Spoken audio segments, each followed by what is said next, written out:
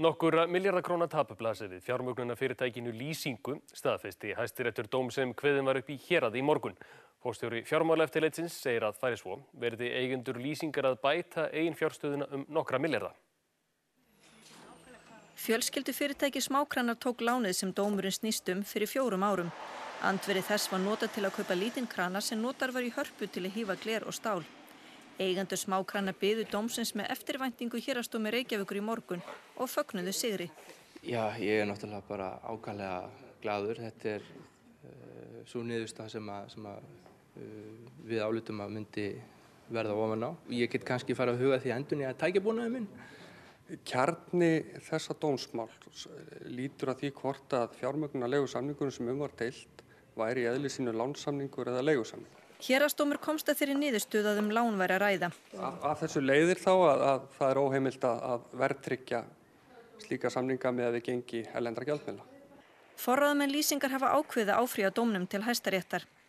Standi dómur héraðsdóms frá því í morgun ljóst að hann mun hafa áhrif á 6.500 aðra lánasamninga.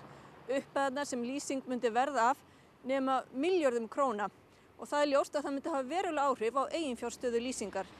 Hæstiréttur staðfesti dóm héraðsdóm að verða þetta högg, það öllum ljóst. En það ekki úrséð fyrirtækið, þeir hafa eins og ég sagði tækifæri til að gera úrbætur. Nú ég bara að tala fræðilega, ef að fer Dexter sviðsmyndi myndi kalla á einhverja milljarða væntanlega. Lýsing í eigu Klakka sem hét áður Exista og Arion banki á 45% hlut í Klakka. Magnús Gefing Thorsteinsson, stjórnarformaður Lýsingar og forstjóri Klakka, vildi ekki veita fréttastofu viðtal í dag.